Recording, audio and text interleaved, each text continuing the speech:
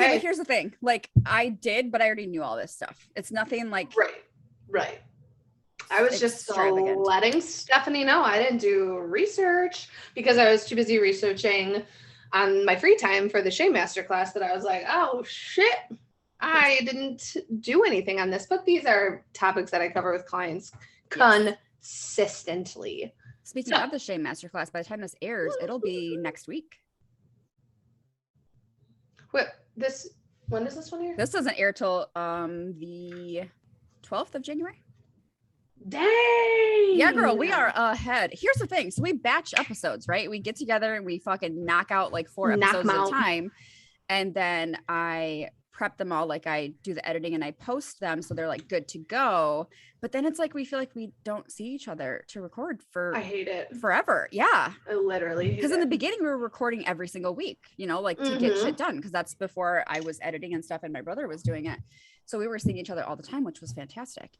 And yes, amazing. Like we work together, but we're only in office 1 day a week together, which is so sad. Yeah, we work together, but we don't work at a fucking desk job together. No. Like I catch you 5 minutes in between sessions, and literally. Our sessions don't even line up anymore. Yeah, because you're on. Although I changed my Mondays to start at 2, so then I. Fucking thank God!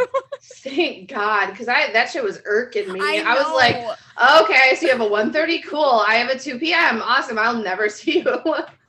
I'm so excited. When we started becoming best friends in 2014, we worked together 5 days a week, 40+ hours, and we were together. And it was all the time. It was technically like I would say more like a desk job than it was like individual sessions, because we would pull kids for 10-15 minutes at a time, but then we would still have our 11 to 1 p.m. solid no matter what break together and staffing together, and we would do lots of fun things over our fucking 2-hour lunch break. I miss it. I miss tanning and ice cream and Target. Ugh. I don't miss how unhappy I was, but I don't miss the misery of being at that job. I don't miss I don't miss trying to make myself happy in those 2 hours with objects, but I don't miss putting myself into debt to fill a void in my soul from my fucking job. I don't miss credit card debt. No. I don't miss stressing about bills every fucking month. I don't miss having appointments and then having to cancel them because I'm having to stay at work till 7 p.m. Literally. Don't miss any of that. Literally, I do not miss that at all. I do not miss ambulance transfers or any of it. All of it. And then being like, well, you can't flex that much time. Yeah. What? You're still going to be in tomorrow at 7:30, right? What? Okay. And part of me looks back and I'm like, how would I have ever made that work with how Sophia goes to school now? No, literally. No, I really don't know. Yeah. Because my dad was the one who would do it for 4K. How would that? How would I'll never forget when I worked in West Dallas and I was about 5 to 6 months pregnant and I had to do an ambulance transfer. So I had to ride in the ambulance pregnant with this teen and I had to stay at the hospital. I was there till 10:30 p.m. and I was expected to show up at 8 a.m. the next day for my family session. You can kiss my ass. I was like, coming. I'm pregnant. I'm not coming. Can somebody bring me dinner? Like, I'm starving. I have a baby in here. Like, my ankles are the size of fucking like Texas. It was awful. It was. Am I adopting him? I mean, like, literally, I didn't sign up for this. I wasn't aware. I have a supervisor that can come relieve me or give me a break. I don't like. What are we doing? Oh my God, that's hilarious. Ugh. Anyways, that was a little walk down memory lane of Mariana's previous job where we met and fell in love. I love you. I love you. Our anniversary just passed because I feel like it was like November. Yeah, I started November 28th on the team. Yeah. Yeah, November 28th on the team. And 7-year anniversary just passed. Oh my God. Right? When are we going to get each other? What are we going to do? I don't know. We'll have to celebrate real big when we celebrate the 1 year of the podcast in February. We have to. We got to do something. Mm-hmm. I was going to buy you a cookbook and then I didn't because I was like, she's probably not going to be able to make anything out of this. But it was the Unofficial Nightmare Before Christmas cookbook. I've seen those. I know, but like I flipped through it and I was like, so she can't have that. She can't have that. She can't have that. I could. I would just be miserable. Right? Like. Right. And I don't want to give you the gift of misery. I hope you feel like shit. Here's something you can never use. Here's something that's just going to collect dust. To look at. It's a collector's You're item. just going to collect dust in your house. Look at. Like, there's plenty of other things that I would just rather look at than a cookbook. Way more things. Oh my God. That is hilarious.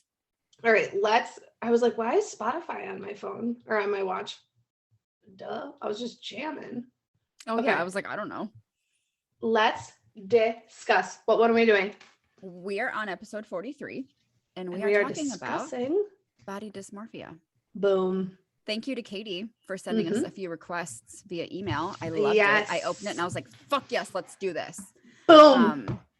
So we're super stoked about this. And I'm so excited. Again, I just want to preface this by saying when we talk about things like this that are a diagnosable mental health disorder, we are not giving you the criteria for you to then go say, I fucking have that. I have that. Right? Yes. We are giving you tools to be able to use and to discuss amongst yourselves with a professional. Like we're giving you education, right? Yes. But we're not giving you the DSM to be like, hey, here, take this, go have a peek, see if anything resonates. Bring this to your therapist and demand they diagnose you with it. Because I just want to be clear about that. We love when clients do that. Like, I just want to be clear about that. Yes. So let's discuss. Stephanie, what is body dysmorphia? So body dysmorphia or body dysmorphic disorder is a disorder in which you are hyper-focused on a perceived flaw. It could be a real quote unquote flaw or an unreal one. So much so to the point where you will hide it. You will avoid social situations. You're constantly checking the mirror. You're constantly asking people like, do I look okay? Does this look okay? Does this body part look bad? Right? Like it becomes kind of an obsession. There's obviously different severities for it. I also describe it to people as, excuse me, you know, those funhouse mirrors when you look at it and you're like, like you're a blob, right? Yeah. With body dysmorphia, that can happen where you look in the mirror and you perceive yourself to look much bigger than you are, or a certain part of your body looks terrible. And then in reality, if you were to take a picture and look at that picture, you look different than you did when you look in the mirror, right? Because your brain is kind of convincing you that you look a certain type of way, when in reality, taking a picture actually shows you what your body looks like. Do you feel like that could be vice versa though? Like flipped as well? Sure. Because like, I was just thinking about this. A random thought popped into my, not random, but it's congruent with what we're talking about. But we went and got family pictures done, and I had a skirt on, and this skirt is like a satiny type material. And I know what I looked like in the mirror, and I was pleased with what I saw and the way that I looked. I was like, oh, okay, definitely. I look good. This is like an A-line skirt. It flatters me, blah, blah, blah, blah. We took pictures and I was like full blown meltdown crying. Like I typically don't cry over things like that, but I literally was so excited to have pictures done with Jeff and Soph because, excuse me, Soph and I hadn't had pictures done since, I want to say 2018, maybe. I was going to say like 2016. We had like young ones done with my sister once when Dominic was, I think those were 2015. Fucking 2015. What a scary year. But we hadn't had them done in a point in cases. We hadn't had them done in a while. I was excited to have Jeff in them too. We were going to give them as Christmas gifts because my sister was the session before us. So we all took one together and give them as Christmas gifts to my mom and my dad. And the way that skirt photographed, dude, I looked fucking atrocious. Like I looked wildly bigger than what I looked like in real life. Because I know damn well, like I was talking to Jeff after we were getting him. I was like, did I look like this in real life? And he was like, no. He was like, Mari, I would have said something. And he typically will. Like I'll ask him about my outfits and he'll be like, I just don't think that favors you. Props to him for his fucking honesty. He is. He's not a yes man, which I really appreciate because don't let me look fucking stupid. Okay. Don't send me out into the world. We had a similar experience with pictures. Where you and I had pictures and we saw the pictures and we were like, oh yes. Is that how what I fucking look like? Yeah. Yes. So that's kind of like where I'm thinking too of like maybe the flip of like also if you know and are looking in the mirror and you can say to yourself or saying like, okay, yes, this looks good. I like the way that this looks. Like you're viewing that with your own eyes and you can solidify that. And so the picture is just capturing one moment in time. Could have been the lighting, could have been like, because it was windy that day and very dull. And so I think that the way that the light was reflecting on the satiny skirt made it look crazy. Because again, I know I didn't look like that, but I was like, I'm not posting any of those full body ones. I look like a train wreck. Like, no. But also that time that you were at a wedding and you thought you looked terrible. I did not think that you looked the way you thought you looked. Right. And so then that's the flip, right? Yeah. Obviously. But that is because I knew it was my own insecurities about where that dress hit me. And a lot of all the reaction I got was like, yes, that dress looked great, blah, blah, blah, blah. But that was my own insecurities. And I don't want to say anywhere near body dysmorphia because I was able to go and have fun. Yes. But just in that like warped sense of self that sometimes we all get into. So that's kind of the differentiation I wanted to make too of like, I hope that you heard when Steph said like it impedes your life. Yes. Like in the sense of like, I'm not going to go do activities you because will avoid situations because of XYZ. Whereas like, for example, just the one that we were talking about, the dress that I was wearing was a little tighter around my hips and I have like a little mom pouch, but it's genetics. It's not like it, like my mom had it, my grandma had it, my great grandma has it. That's just like the body type of the Heidi clan. So we're just hippie, solid Irishmen. So that's what it was. And that's what it is. But I'm very self-conscious about that area of my body. So I know that I hyper focus on it, but other people are like, what the fuck are you talking about? Yes. Like there will be some things that people are like, I don't think you should wear that, which fine. I appreciate that honesty. Don't send me out there looking stupid or crazy. But yeah, I definitely agree in those, but like, that's the differentiation I want to make. Like there can be moments where, societal pressures or expectations or uncomfortability, or you're bloated or like, you know, there's so many period and your brain is working against you. Right. There's so many things that go into play that does not equate to the level of body dysmorphia. Yes. So that is a big differentiation I want to make here. And it can be so extreme. Again, it's a whole spectrum. It can be so extreme that you seek cosmetic surgery constantly to fix things. And you know what? It doesn't actually help. Because you're not doing the mind. Yeah. And you're still going to keep finding these flaws because exactly right. You're not working on your mindset or your thought challenging or your thought processes. And that's the key to treating body dysmorphia is CBT, cognitive behavioral therapy. Your thoughts affect your behaviors and affect your, like, it affects everything. How you think about something is going to affect how you behave in a situation, right? Absolutely. So if I think I look disgusting and I think everyone is going to be staring at the cellulite on my legs, I'm not going to wear shorts, or I'm not even going to go because it's not worth it. Fuck that, dude. You have one motherfucking life to live. The thought process behind this that I have had with, I discussed with my friend Jasmine, who is such a sweet soul. Her and I were talking about her boss who, her old boss. And there were just moments where there was this discussion of like, you know, wanting to look good and wanting to like constantly like keeping up with the Joneses, right? Sure. Of like this, like constantly trying to improve. And just like you said, but like how some people repetitively seek plastic surgery or like lower level things like fillers or, you know, body modifications, whatever it may be. And the thought process that I've tried to adopt halfway through 2021, and it's still definitely on the top of my list for 2022 of goals and things I want to work on, is like when I am at the last moments in my life, I am not going to think, thank God I didn't go to the pool with my daughter. Thank God I didn't go swimming. Thank God I did not eat that last cupcake. Like I'm not going to think like that. And I'm not saying you make that thought process in the sense of justifying eating foods.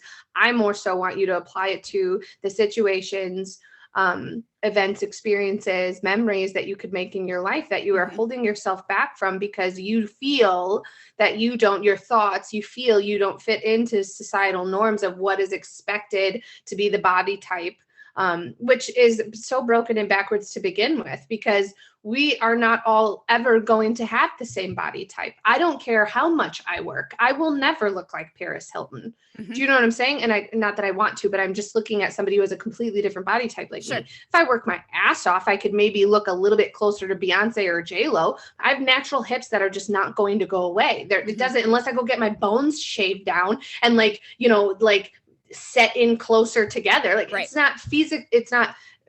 not feasible. So like you have to understand too, like what is the body type that you have? And you have to honor that. I'm never going to be 5'10", 120 pounds soaking wet. It's just not going to work. Well, and that's why things like BMI and shit, that used to bother me, obviously. Yeah. Like I had an eating disorder in high school and numbers really like fucked me up. But like my BMI, the size I'm supposed to be, because I'm 5'3" is like 115 pounds. Yes. I am not built to be 115 pounds. I've been there. I look like I was dying. Literally. I looked like a skeleton with skin. I got down to like 147 when I was really, really, really sick with, when I was on that 3-month work leave back in 2010, where I was like, I had a bacterial infection in my stomach, found out I was celiac, like all these different things. And like, I looked sick, like sickly. Yes. It was, and that was I think I was 147 and I was like gaunt. Yes. Like, I think if I hover around like 150, 155, that's a really good space for me. But like, it's still like realistically, like I'm not near that. It's hard to get down to that area because it just like, now I think I'm battling hormonal changes and getting older and metabolism changes and things like that it just is what it is. So I'm trying to have space and grace with myself because I know what I'm putting into my body. I know what I'm doing physically for my body, and something isn't adding up. So like, here's the thing. I'm not going to sit here and consistently weigh myself and stress myself the fuck out because it's not helpful. That's like how you said, and like how I don't know if it was Burns who said it or it was you and Burns talking together, but saying like that weight is just a data point measurement in time. You can get on the scale in another 10 minutes and not be that weight again. Yep. I promise you can weigh yourself in the beginning of the day and the end of the day, and they will be wildly different. Yes. Because your body's going through things during the day and it's going to be wildly different. Like if you're attempting to drink a gallon of water each day, yet you're not going to be the same weight. No, you're going to be filled with water and also food to nourish your body. Like you deserve to eat, you deserve to do these things, to have these experiences. And so I think, like we said, having this CBT so the cognitive behavioral therapy or dialectical behavioral therapy approach of challenging those thoughts, because your thoughts then play into your behaviors, and your behaviors cultivate new thoughts and feelings and emotions. And that's how we start to spiral if that goes unchecked. And again, like we've said a bajillion times, feelings are not facts. When I am hormonal, I feel like I look like a loaf of bread. That does not mean that I look like a loaf of bread. That I am a loaf of bread. Potato, right? Like that's not what that means. That's just how I feel because for whatever reason, my hormones are making me feel bigger, or I'm retaining water, whatever the reason, right? But 3 years ago, I would have beat myself up and been super frustrated with those feelings and convinced myself that I wasn't doing enough and XYZ. Like, I've come to a place where I don't do that anymore because it's not helpful. For what? Why would I do that to myself? Right? Yes. It's definitely still, I don't want to say an everyday struggle, but a weekly struggle just with where I'm at right now, because I know that I've been smaller. I know that I've been bigger. I just am attempting to find what works for me. And I think that the ADHD part plays in of like, I don't have patience for waiting, especially when I'm like, no, I'm fucking working out every day. I don't get it. It doesn't make sense. And please understand, I'm not going balls to the wall in my workouts every day. Working out every day sometimes look like yesterday, I did a 20-minute stretch, a low impact bike ride, and like a 10-minute arms challenge thing. So some are very low impact, like what I would consider a rest day because of how much I work out. So like, it doesn't add up to me. But again, trying to have that space and grace with myself of it, this is one day at a time. That's realistically all that I can do. And how can I show up for myself today? What does that look like? How can I, make space for myself? So one thing that I do with clients that I don't think that I've ever had somebody where I truly needed to diagnose them with body dysmorphia. I will say that I could solidly say 75% of the clients that I see have struggled with body image issues. Sure. And so one skill that I do with them, and it's not necessarily a skill, but like more of a an actionable thing that you can do, is one, take stock on a piece of paper of areas of your body that you don't like and why you don't like them. And then you do what is called mirror work. So you attempt to sit in front of the mirror and you do it for how you can tolerate it. I suggest starting small, like maybe a minute or two. And sometimes you could be clothed or unclothed. You can do it naked. Mm-hmm. Yep. It's your comfortability, and you can eventually work your way to being completely naked, but you do the work of sitting in front of the mirror, or standing in front of the mirror, and focusing on one body part during one session until you eventually are able to kind of like clear that body part of like, okay, I feel better about this, and look at the body part for its function rather than what its appearance is. So like, I really struggle with my legs. I do not like them. My lower body, just struggle with the whole thing in general, except for my feet. I think I have very cute feet. So looking at my body, if I start, like when summer comes around, you have to start wearing shorts just because it's hot as fuck outside, and I'm not going to be in jeans. I refuse, because then I'm going to be even more upset. So I know that about myself. So challenging the thoughts of like, I'm grateful for the ability to be able to walk and to run and to drive and to carry myself and to swim, and like, what are the functions that my legs do, and how can I be proud of them in the way that they show up for me on a daily basis? Like, what do I put them through on a daily basis that they continuously work for me? Like, it's hard for me to even fathom what it would be like to not even be able to walk or to perform or to like carry my kid or have those things. Like, again, you really have to explore the function behind the body part rather than its appearance. Like, realistically, if I couldn't use my legs, would I give a fuck if they had cellulite on them? No, I would be hyper focused on the fact that I took for granted being able to walk or run or do any of those things. And I spent all that time worrying for what? Mm-hmm. It's the same thing. So you had a vaginal birth. I had a C-section, right? Mm-hmm. Two valid forms of bringing a child into this world. Yes. I don't care what anybody has to say about it, right?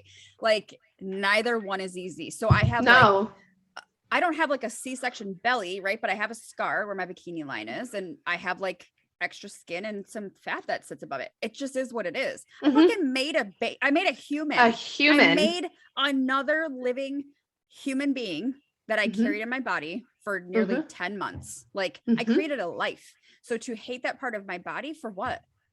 It allowed me the ability to become a mom. Like, it's a beautiful thing.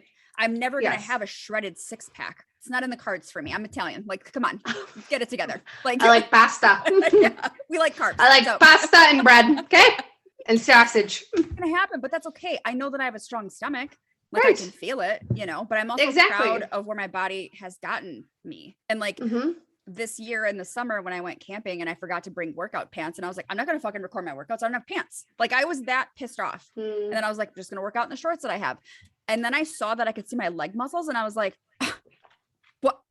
I'm never going to hide these ever again. This is amazing. Right. And at first I was like, is that really a leg muscle or is that a shadow? Like, come on. I've never had visible leg muscles before. Even if I knew let that shadow work to your ability, bitch. Like, you'll have pants at home later. No, I'm just kidding. Now, every time I see my legs in a workout video, I'm so fucking proud, because I'm like, I built them, motherfucker. Yes. I built that.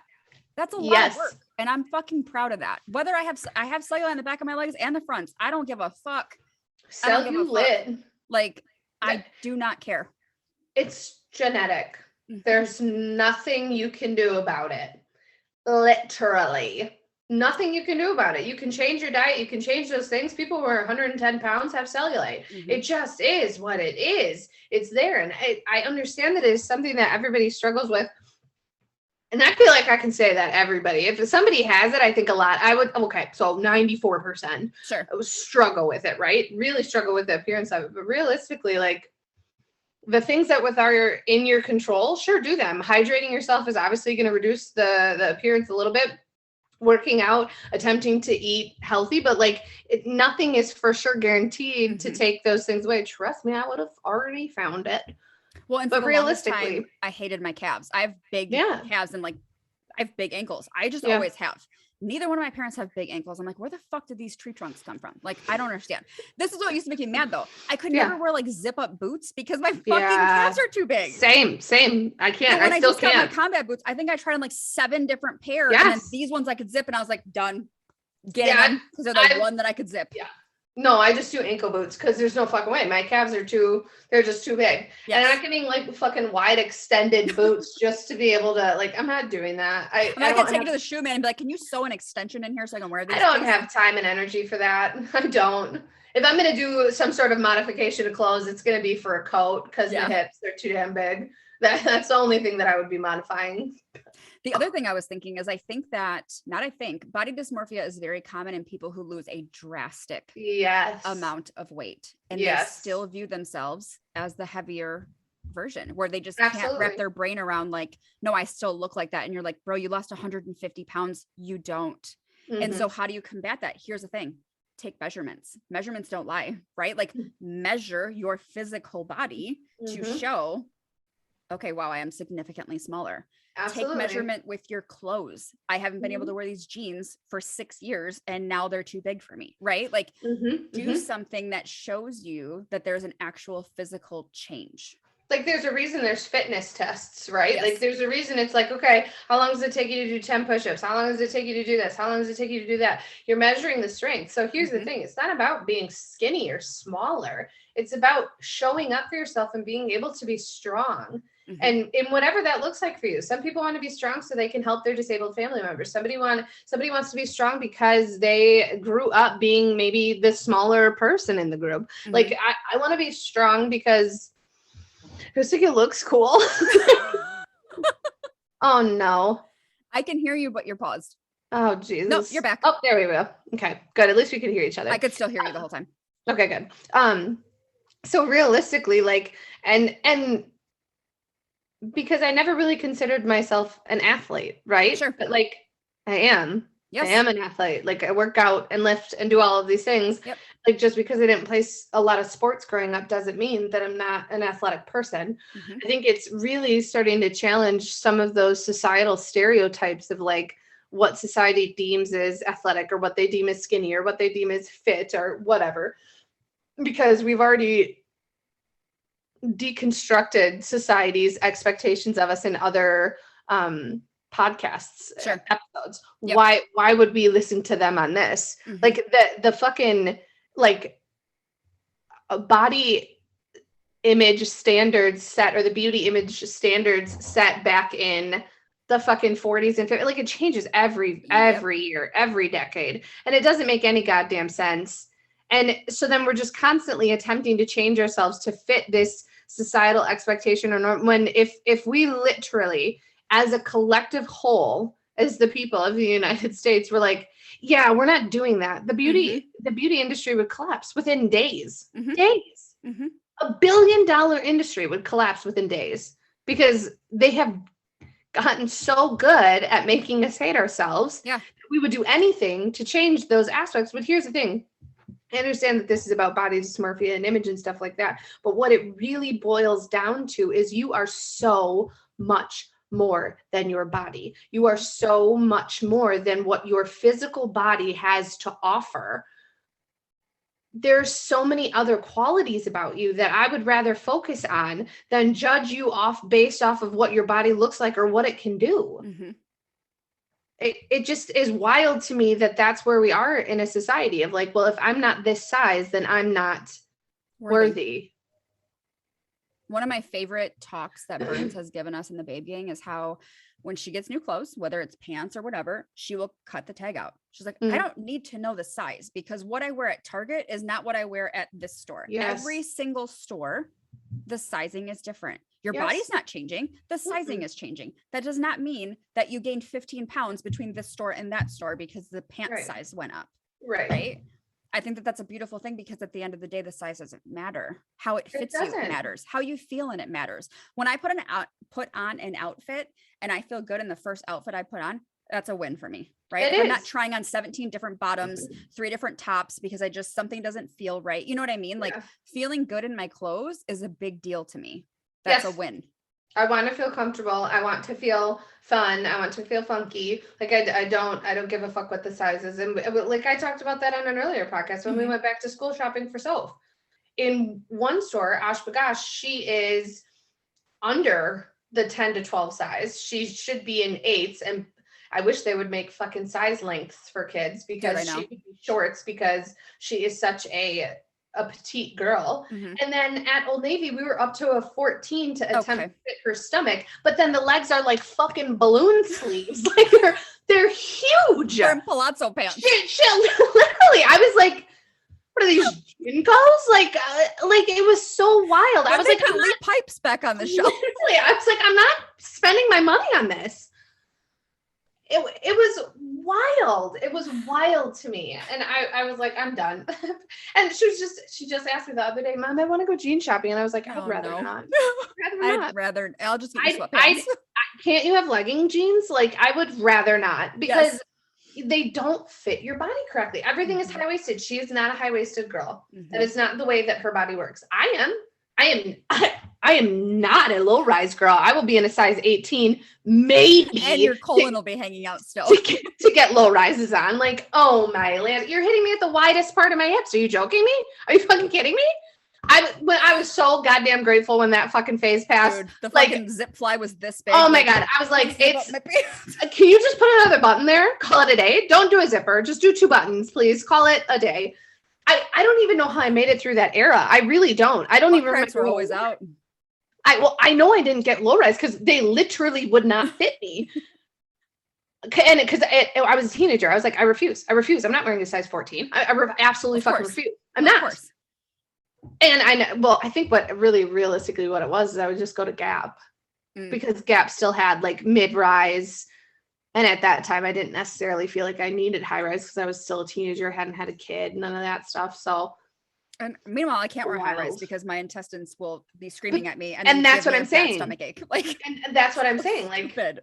It's also that too. Like there's certain leggings I can wear and certain leggings that I'm like, never again. So your body wasn't made to fit clothes. Clothes are made to fit your body. The sizing is a fucking lie. And we know that. We realistically know that. I can have an extra small in a sweatshirt and then I can have an extra large in a t-shirt. And none of it makes sense. None of it. So what I think we're attempting to get at in this episode is one, the difference between body dysmorphia and body image issues.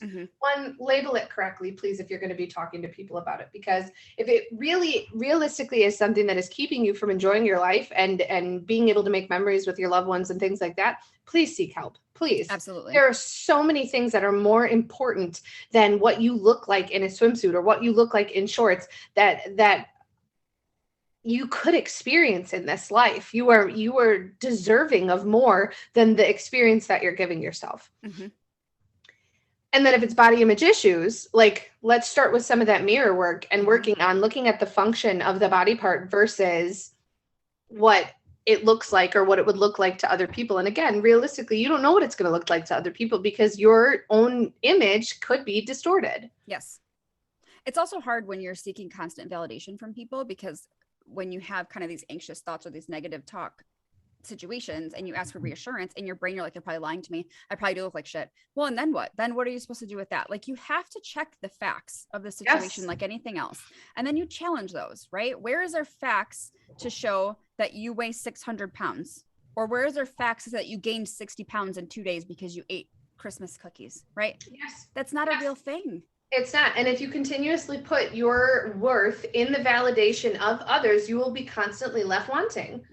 Because if that validation goes away or you don't get it for some reason, then you are left with nothing. Your eggs are all in their baskets and not in yours. So realistically, doing the work, take pictures of when you feel good in an outfit and keep it in your phone. I do that all the time, especially because I recycle the work outfits that I wear, right? Because it just makes it easier in my head to be like, okay, I've worn that. I know I look good in it. So if it's a day that I'm on my period and I put it on and I'm like, oh, this looks terrible. I have that picture in my phone to be like, no. Yep. A week ago, you liked this outfit. Yep. So your brain is fucking lying to you. So Yep. put the fucking outfit on and go to work. Because realistically at work, there is no mirrors. I don't have to look at myself. I'm not constantly checking myself because I have to pay attention during sessions. And it is what it is. Yep. And then I get home at the end of the day and I take it off and I've lived to see another day. It just, Absolutely. It is what it is. Radical acceptance is also going to be your fucking friend in these moments of like, there is nothing I can physically do to change my body right now. I cannot lose 10 pounds in 20 minutes. So what am I going to do? I'm going to put on a different outfit that I feel better in, or I'm going to wear a dress or something more forgiving and be kind to myself, because beating myself up and going into this shame spiral of I'm not enough because I'm not XYZ doesn't make any fucking sense. Right. Or even is it effective? Is that effective? Even just the dichotomy of, okay, I can either love myself today and accept myself for who I am, or I can hate myself and be fucking miserable. Literally. If you phrase it like that to yourself, why the fuck would you choose to be miserable? And here's the thing. It's going to have to be a constant choice, right? Yep. You will constantly have to choose that choice until it fucking sticks, because you're building that new neural pathway. Yep. You're learning to accept yourself where you're at versus beating yourself up and being in this shame spiral. It's not effective. So what's the point of doing that? So I think this was a really good episode. They're all good, period. Facts. And all thank you, Katie, for so much. Thank you. Emailing us and asking us to talk about this. We greatly, greatly, greatly appreciate it, and really love when you guys request things, because it gives us things to talk about. And we know that we're serving you because this is something that you want to hear about. Yes, I love when we get topics from people. And here's the thing. If you haven't realized by now, we record them. People give us topics, we record them immediately. So no topic is too small, too big, too controversial. Because I realistically can't think of something that I wouldn't talk about. No. If the only reason we would turn down a topic is if we did not feel we could ethically represent it well. Sure. That's the only thing that I can't really think of anything right now to give an example. I'm not going to talk about politics or religion, but I don't think anybody would ask us. No, I'm not. I will not. I won't. But I don't think anybody wants us to talk about. I will like sprinkle some of that in there. Yeah. Like I feel like you've got some hints. Sure. But again, that doesn't mean that I don't have the ability to sit across from somebody who is different than me and support and love them. Like period. Although it would be very hard for me to sit across the table from someone who's super hyper religious and it has staunchly different views than me, because as a therapist, like it's hard. I would just, I guess, be like, I'm biased, so I don't think this is a great conversation. I was going to say, I would just change the subject. Like, we're not talking about that. I don't want to do this. Not doing that today. No. Okay. Anyways, so find us at SpookyFitMom13, which is Steph. I am at BEA_XO11. We are at Rewriting Her Story Podcast on YouTube and Instagram. If you have any questions, email us. The Gmail is rewritingherstorypodcast@gmail.com. Please, any concerns, questions, comments, topics, we want to know. We want to hear it all. So please share this with everybody. Let us know. Yes, share this with everyone and bookmark this one or save it or do whatever, you download it, because this is one that you're going to have to listen to a couple of times for things to start to sink in.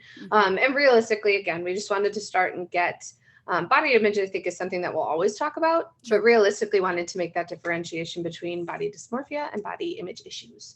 Absolutely. So if you have any questions, let us know. Otherwise, we will see you guys soon. Bye. Bye.